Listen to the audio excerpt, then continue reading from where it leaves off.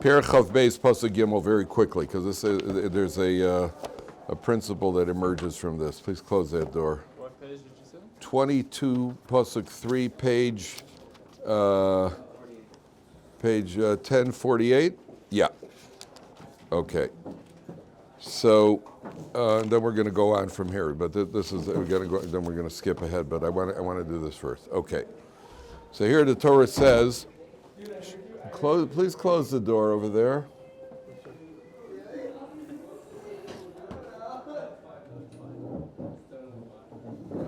So Torah says like this. It starts at the beginning of Perek Chav Beis, 7 lines from the bottom. Lo sira es shor achicha es seyor nidachim v'zalamta mehem.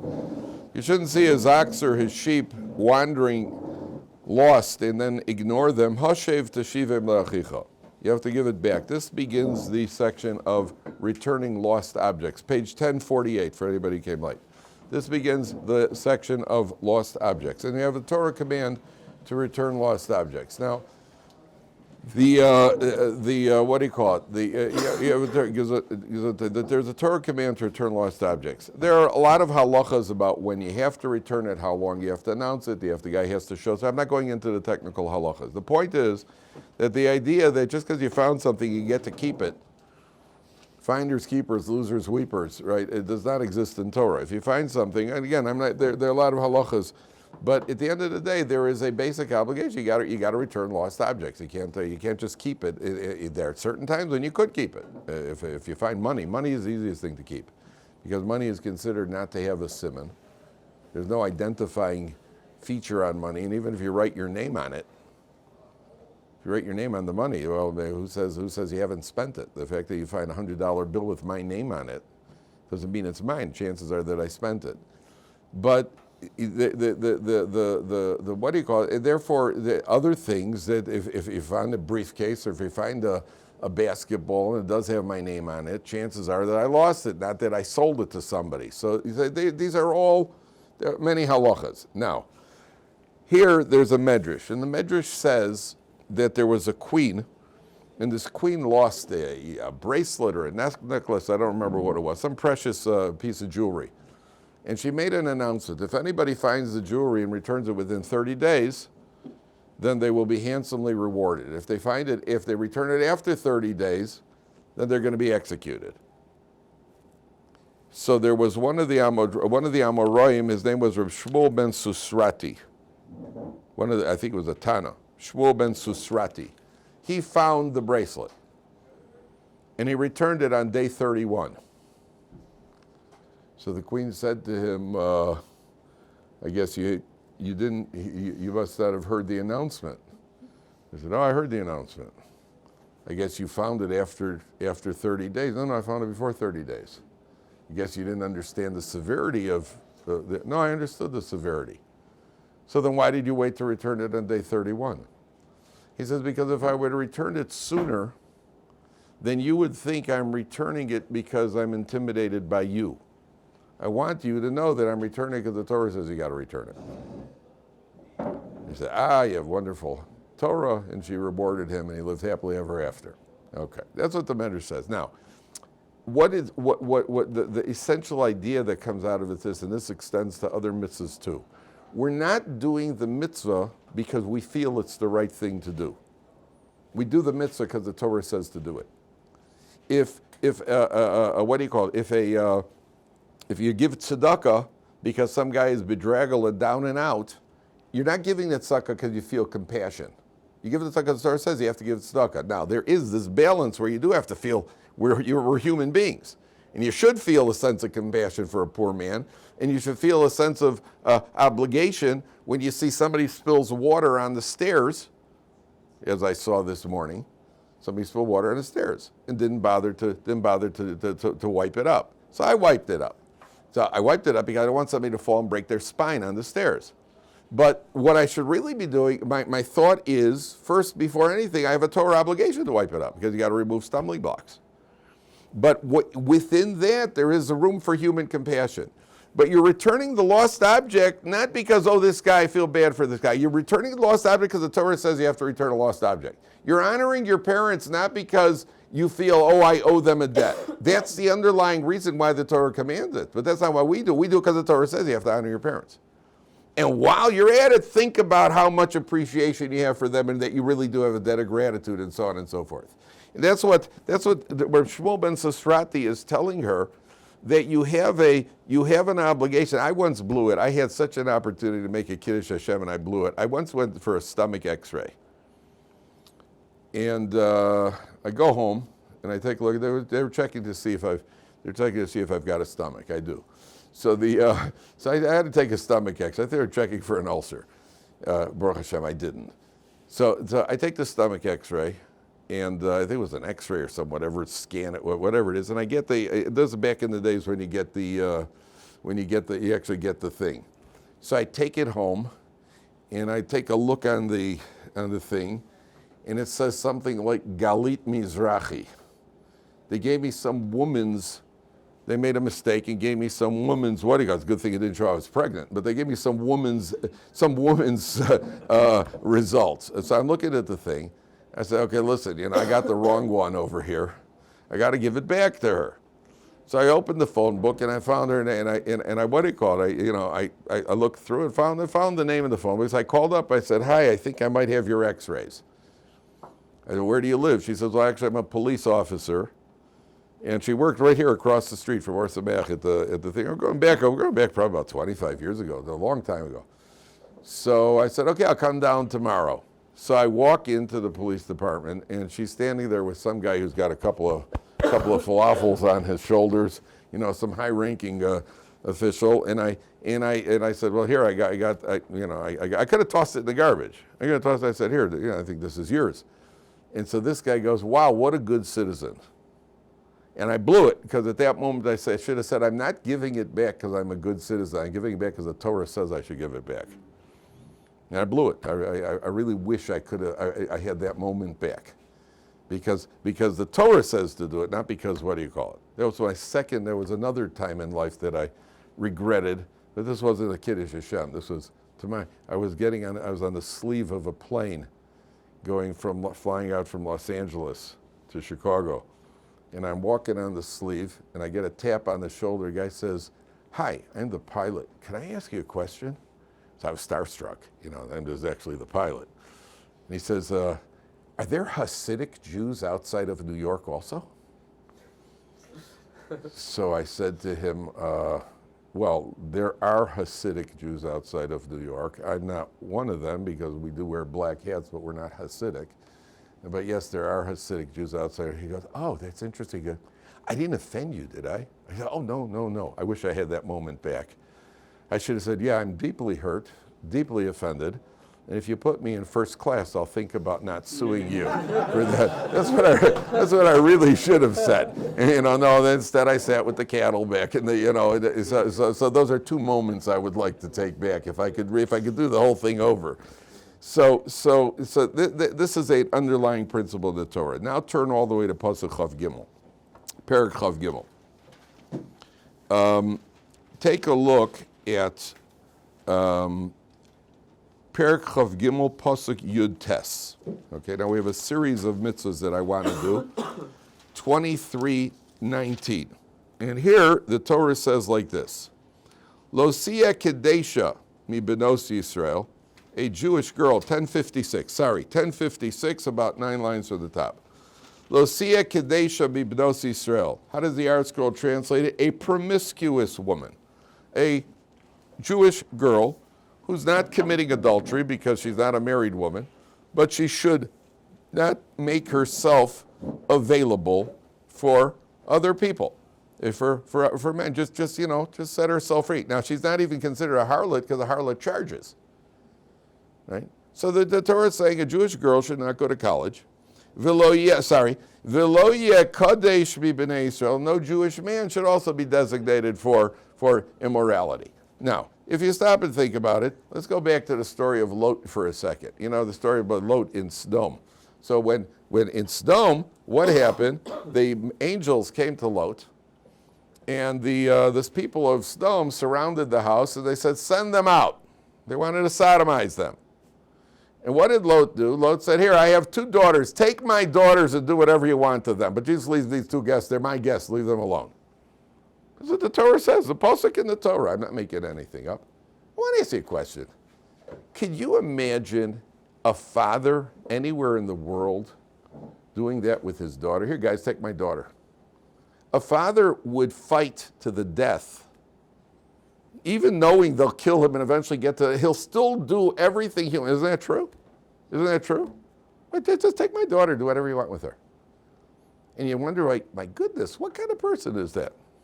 But who would possibly do something like that? And the answer, my friends, is blowing in the wind. The answer, my friends, is that millions of fathers across the globe do that. And not only do they do that, they pay about $50,000 a year in tuition to have it done because they send their daughters to college. And when they're sending their daughters to college, it's essentially saying, here, fellows, have a good time. That's the truth. Let's not mince words. That's the truth. And statistically, they've done studies that girls coming off of college campuses half of them are depressed and half of them are anorexic and half of them are suicidal. They're 3 halves. Right? Half of them are anorexic and they're depressed because they're being used and abused. The guys are having a great time. They got no problem. They just, have another beer. Right? But the girls, and that's what so Torah says, the girls shouldn't be like that. We know what we're talking about. We know what we're talking about. When we have segregation in the frum world, we know why we're segregating. We're segregating because we know what happens when we're not. And therefore the Torah says that there should be. Now look at the next pasuk. Lo savi esnan zona umechir kelev beis Hashem Elokecha. You don't bring the payment to a harlot. Let's say some guy gave a harlot a sheep in payment. In those days, they used to use barter. She should not bring this sheep to the Beis Hamikdash as a korban. Umechir kelev, or something you exchange for a dog. Here's my bulldog. Give me the sheep. Now I take the sheep and I bring it to the Beis Hamikdash. Those 2 animals are rejected, should not be brought to the Beis Hamikdash. Why not? So the basic reason is that there's a common denominator between a harlot and a dog. Dogs are shameless. Right? Dogs are very indiscreet. Dogs are immoral, at an animal level, just like harlots are. So there's something that, is, not only that, if you stop and think about it, I once realized there is no sports team that's called the Dogs. You ever notice that? They're called Bears, Cubs, what do you call it? Dolphins. You name it, you got it. Fighting Ducks or something. You got your Mighty Ducks, Fighting Ducks. What's it called? Mighty Ducks. There's so many teams, I forgot the names already. But there's nothing called like the Denver Dogs. No, they're called the Georgia Bulldogs. A bulldog is chashuv, a bulldog. That's where we're. But there's nobody called the dog. A dog is by definition, you dog. Right? That's by definition an insult. Different animals are an insult by definition. If you call some you dolphin, right? Oh, really? You think so? Why? Because I'm bald? Nobody goes, oh, he's a snake, right? A real snake, right? That's insulting. Oh, he's a llama, right? Oh, he's probably chilled. Llamas are pretty chilled. See, a dog is insulting. There's something degrading about a dog. A pig is degrading. So the Torah says you don't bring an Esdan Zoda. Why not? Why would they? This is a woman who's a harlot. What also, she's heading up to the Beis Hamikdash to bring a sacrifice? What's going on over here? Later, make up your mind. The answer is that there's a concern she's going to be doing this to soothe her conscience. That a person is going to do something wrong, and then, but I'll bring this one sheep as a korban. This will atone. This will allow me to continue doing what I'm doing wrong. And by the way, this applies in other areas. The guy may be shady, may be involved in shady business dealings. But he gives tzedakah. If I give tzedakah, then it's okay to try to deceive people and make money on the side and counterfeit and that sort of thing. Torah says, don't rationalize. We're not allowing you to bring these things that's going to then serve as a catalyst for even more sin. Okay. Now take a look at Perek Chav Daled Pasuk Aleph, and I want to correct a couple of misconceptions here. So the Torah says over here, and this is what we've already seen last man, we've seen it this man. Ki yikach ishi, page 1058, 5 lines from the top. Ki yikach ishi shova Allah, a man lives with a woman, v'hayaim lo si, he marries her. V'haya im lo simsa chen be'enav, she does not find favor in his eyes, ki motza be'ervas davar. V'kasav lo sefer krisis. Remember, gentlemen, we've already seen this pasuk. He writes her a document, see, it's all one Torah. It's all one Torah. He writes her a document of severing, whether otherwise known as a get. It's called a get. V'nasan biyoda v'shulcha b'beisa, he puts it in her hand and he sends her out. Now, first of all, very interesting, the letter gimel and tes, which spells the word get, a get, is the only time in the Hebrew language that a gimel and tes are together. They ever find them together. The rest of the time they're separated, which is the essence of a get, because a get is the severing, a get is separation. So you have a get, a man gives a right. So everybody always asks, why is the husband allowed to give why can't the wife divorce the husband? In secular law, they could. In secular law, they could. And in Torah law, a man has to give a get. In a time where they had a Beis Din, so in a Beis Din, if the Beis Din would paskin, the husband has to divorce his wife. For example, she claims he either is physically abusive.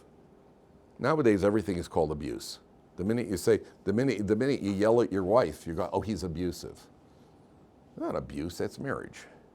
That's not abuse. The what do you call it? Yeah, wait, a house where nobody ever gets excited or yells or anything else. That's not a house. That's a cemetery.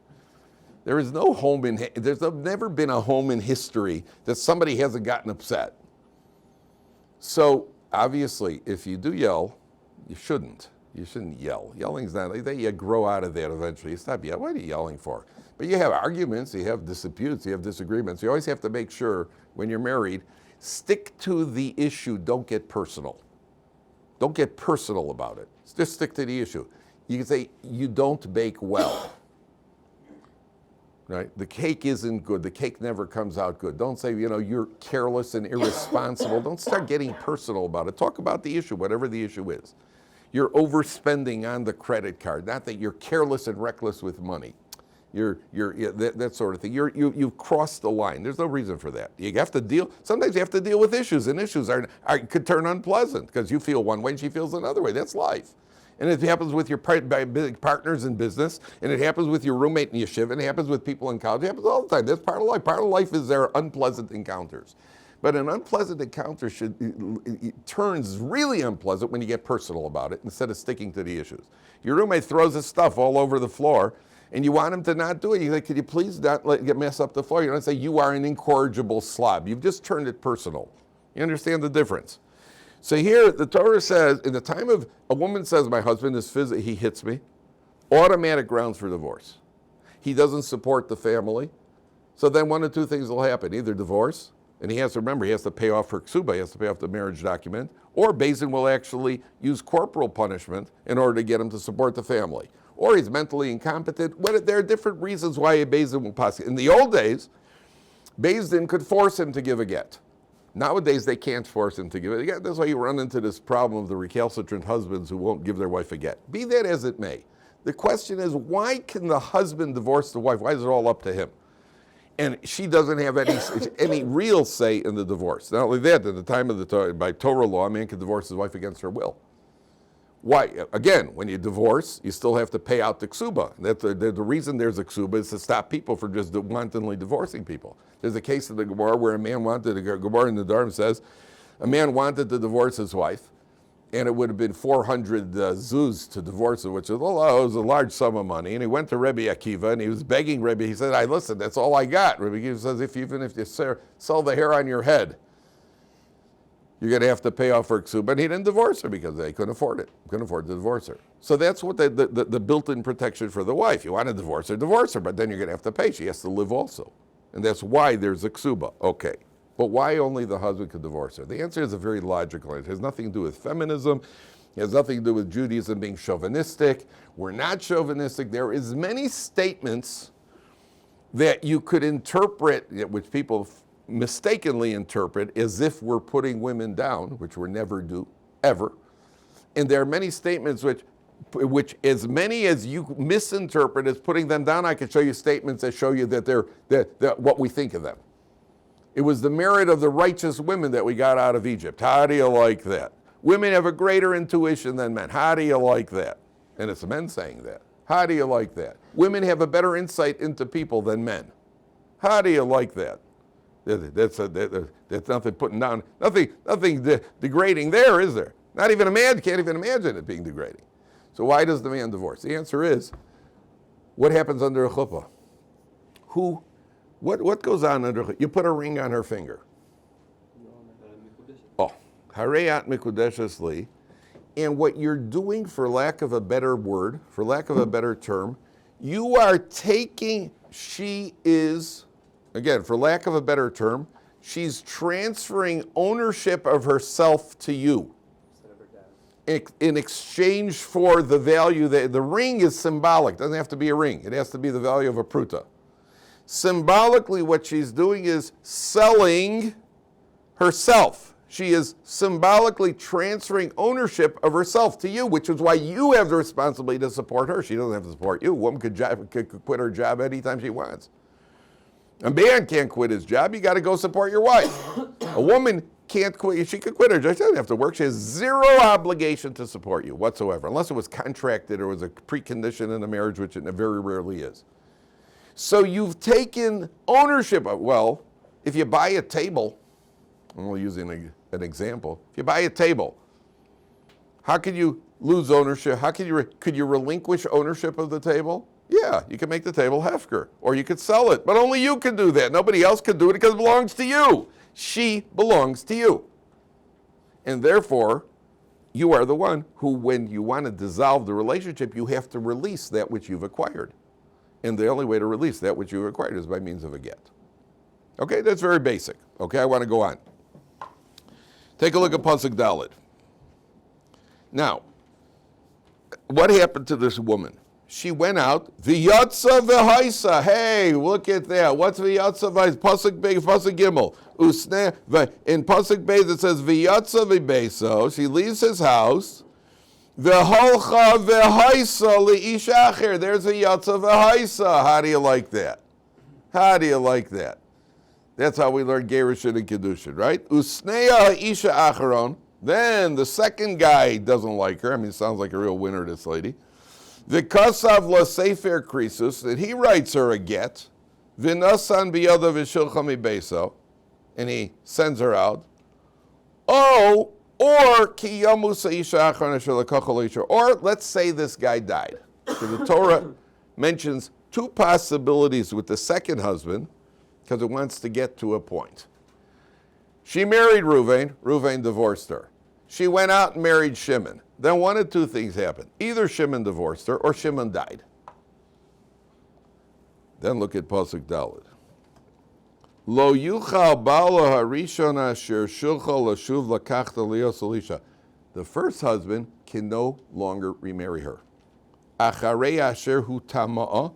She was already defiled, meaning because she married the second guy. Nothing wrong with it, but vis-a-vis the first guy, it's considered defilement.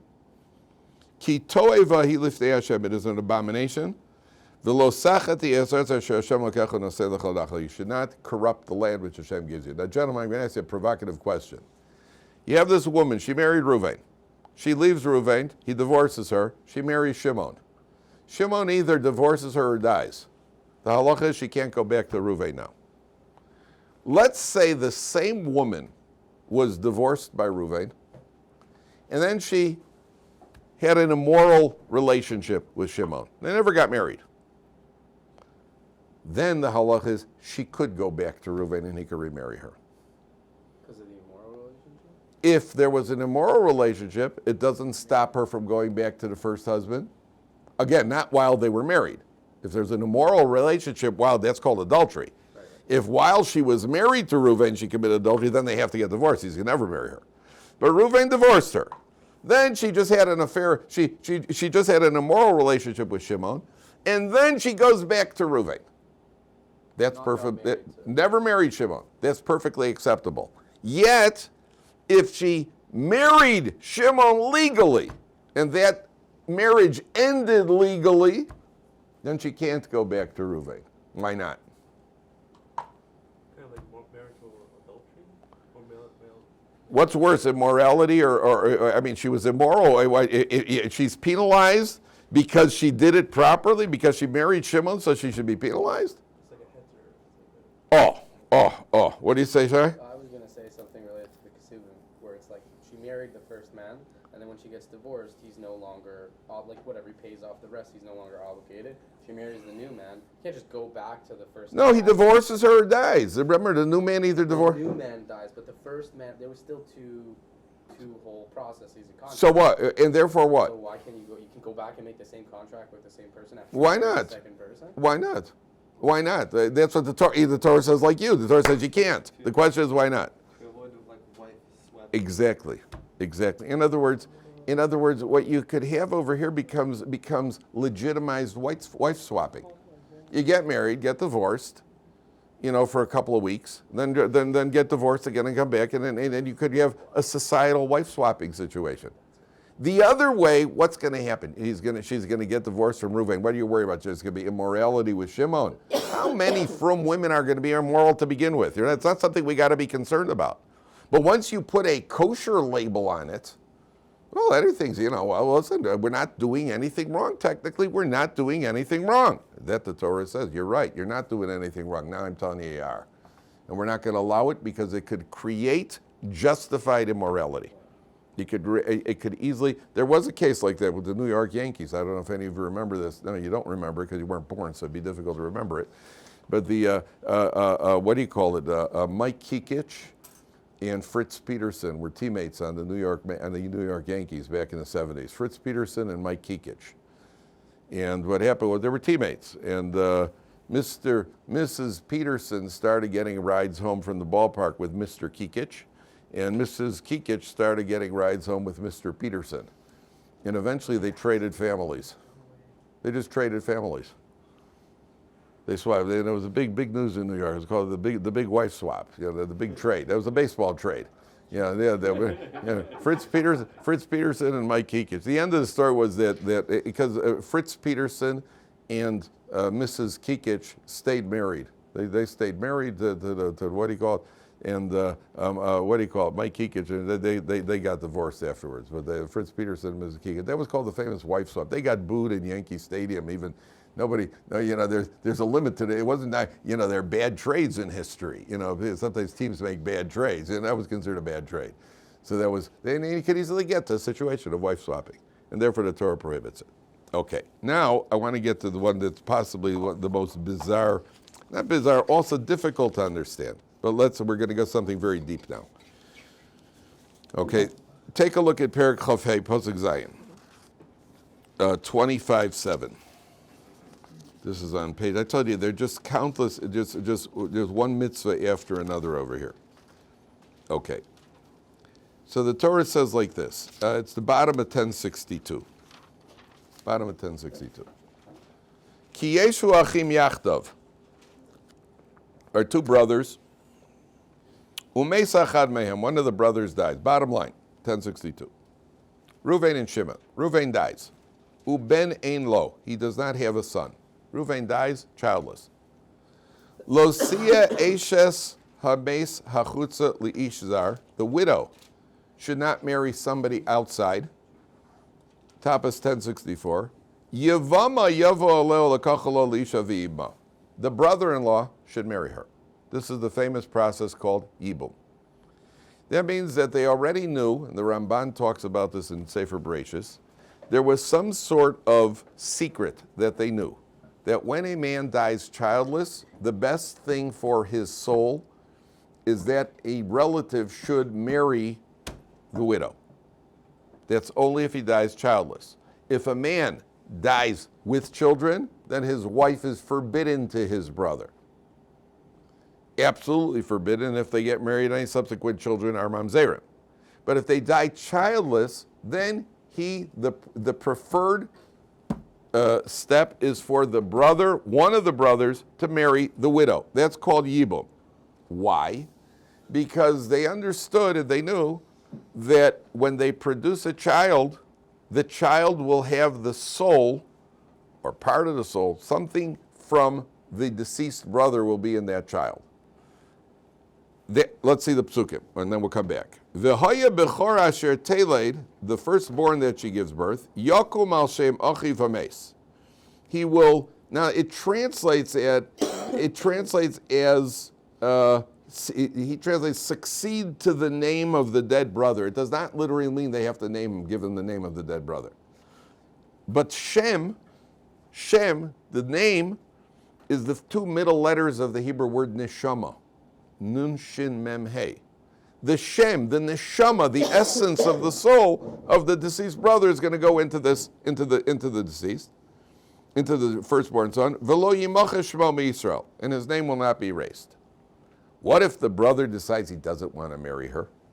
V'im lo yachpot sa'ish lakaches es yavimto, if a man does not want to marry his sister-in-law. Ve'olsa yavimto ashar el azkenim, she goes up to the elders, the Beis Din. Ve'amra me'ein yavami lahakim lachiv shem b'Yisrael. My brother refuses to perpetrate his brother's name. Lo ava yabmi, he does not want to marry me. So what do? Ve'karo lo zikne iru v'dibro elov. They summon him. Ve'amar lo chafatzi l'kach. The guy says, yeah, I don't want to marry her. He has that option. Now here's where there's misconception. She does not spit on him. Everybody thinks she spits on him. She does not spit on him. V'nigshe yavimta elov la'ene azkenim. She approaches. V'chaltza nalo me'al raglo. She removes his shoe. V'yarka bifanav. Yarka does not mean she spits in his face. It means she spits in front of him on the ground. V'ansa v'amra kacha yasel isha shelo yivnei es beis. This is what happens to a man who will not build his brother's home. What's going on here? A very, very mysterious idea. So again, they knew, the ancients knew there's some sort of secret here. That's why Yehuda had his son marry Tamar's. When the first son died, Er died, so he had Onan marry the wife. Then she died, and then Yehuda himself married her. Even through relatives it could date. And then we find a similar concept in Megillas Rus, where Boaz marries Rus, he's the next of kin. He's not even a brother. It's not pure Yibum, it's not Yibum in the purest form, but it is something that connects up to the soul. So what's going on here? What's with the shoe removal and the spitting and the whole thing? What's going on? The answer is like this. When a man dies, every human being wants continuity in this world. That's the idea of having children. Even people who don't have clarity on life goals, but the next natural stage is to get married, to have a family. Everybody instinctively wants to have continuity in this world. When a man dies childless, so on the one hand, the neshama doesn't want to be in this world. On the other hand, there is this aspect of wanting of the neshama having continuity in the world. So there's only one way for this deceased brother to have that continuity, which is if his brother marries his widow and they produce a child, his neshama goes into that child. That creates so now, step number one. Step number two, you have a body. Do you ever hear the expression, boy, I wouldn't want to be in his shoes? You ever hear that expression? Do you know anybody who is in their own shoes? I mean, I'm not in my shoes. My feet are in my shoes. What percentage of your body is in your shoes? Very little. Very little. I mean, stop and think. I mean, if a big percentage of your body is in your shoes, then you got different problems. But if a small percentage of your body is in your shoes, so we still talk about it as I'm in my shoes. Now, what do the shoes do? You ever walk barefoot? You ever walk around barefoot? There are people who do that, and now they say that walking around barefoot in the house is a good thing. You get like natural, what's it called, reflexology, that sort of thing. I don't recommend it where there are little children who play with Lego, by the way. If you have children or grandchildren who play with Lego, don't walk around barefoot. If there are children or grandchildren who eat things, don't walk around barefoot. But if you have your own house and you have a clean floor and you want to walk around barefoot, okay. How about walking around? I'll get to the question in a second, Shai. What about walking around barefoot outside in the street? Right, how much of that could you take? Right, you ever lose your shoes even by the beach? You got to walk. You're walking on the sides of your feet. It's very, the ground is very coarse. What allows my body to connect to the ground? There's a buffer. What's the buffer? The shoes. The shoes are the buffer that allows the body to connect to the earth. Okay? Now, A neshama is very spiritual. Our neshamas are very spiritual. How big is our neshama? How big is, when you think of a neshama, what do you think? Well, my neshama is about 5'7", and your neshama is about 5'9", and your neshama is about 6'1", you know, and I said, that's my neshama. So you're making a mistake. Your neshama goes all the way up to God's throne. We don't see most of the neshama. There's a very small percentage of neshama which is trapped in our little body. And therefore, what the shoe is to the body, then the body is to a neshama. The neshama is spiritual. The physical world is very coarse. The neshama needs a buffer in order to even survive in this world, to even exist in this world. What's that buffer? The body. The body, my neshama is in my body, and that way it could even exist in a completely physical world. The same way that your body could only be able to walk the earth if you have shoes as the buffer. Your shoe to your body is the same thing as a body to a neshama.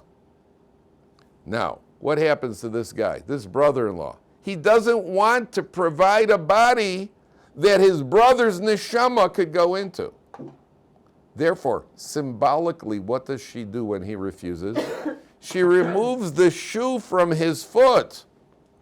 Symbolically, the same way you don't want to provide a shoe for your brother's neshama, which is a new body, therefore your shoe is removed as a reminder and a symbol to everybody that you're a person who doesn't want to do that. That's the idea of the shoe removal. And the spitting on the ground in front of him, spitting in every society is some sort of impolite, rude, unacceptable behavior. It just is a show of degradation, number one. Number two, that's one approach among the commentators. You understand what's going on here. That you're not, it's the shoe removal is symbolic of not wanting to provide a body. There's another approach. Where do we ever find shoe removal in the Torah? Kohanim, in the Beit HaMikdash. Where the Beit HaMikdash is a halacha, but where do we find an incident in the Torah of shoe removal? Moshe Rabbeinu, when he gets to the burning bush, what's God telling Moshe Rabbeinu when he says remove your shoe? He's saying remove your physicality. You're stepping up to a new level, which is why the Kohanim in the Beit HaMikdash don't wear the shoes. Remove, the shoe represents physicality. Step out of your physicality. Na'al, the word na'al comes from the Hebrew word man'ul, which is a lock. There's no piece of clothing that we put on that stays on us like you tie your shoes. Right? You're locked into your shoes. That means we're locked into our physical behavior. We're locked into our desires. Remove those shoes, Moshe Rabbeinu. You're stepping up to a new level now. You're moving up a level. Why wouldn't the guy want to marry his sister-in-law? What's the most basic reason? She's not attractive. She's not attractive to him. That means he can't step out of his physical desires to perform the mitzvah. It's like, hey, listen, there's certain times in life, you have to consider there's a mitzvah to do over here. I know that we're not, wouldn't the girl live that you marry in a shidduch? Okay, it's not your number one choice, but listen, we're under extenuating circumstances here. Maybe step up a little bit. Maybe remove that physical desire and your trappings, what your na'al, your mono, get rid of that a little bit. Grow up. You don't want to do it. Symbolically, the shoe is removed. This is a guy who couldn't step out of his own physical, therefore somebody else has to remove it for him. Symbolically. And then he's called V'nikra Shmo B'Yisrael Beis Chalitzah Na'al. He's called the one who's had his shoe removed. Shoeless Joe Jackson. Remember Shoeless Joe Jackson? Right? This is Shoeless Ruvain. Right? Shoeless Ruvain, who wouldn't marry his sister-in-law. Remember Shoeless Joe Jackson from the White Sox scandal? Oh, by the way, speaking of the White Sox, I'd be lying if I said that we're getting close to a celebration. Right? The White Sox are very soon, the White Sox are the absolute lowest of the low. Anybody who's ever been to a Parsha year knows that. And the White Sox are soon going to set a record for the most losses in one season. Right? This is almost as good as the Cubs winning the World Series. To tell you the truth, I'm not sure which is better, right? I only know that it's going to be a celebration. You'll know if you come in and I'm smiling, that means they got the record. They're getting close. So Shoeless Joe Jackson played for the White Sox, and he threw the World Series. He took bribes, and he was a great hitter. And there's a legend that when he was in court and they ruled that he was a gambler, there's some kid said, "Say it ain't so, Joe."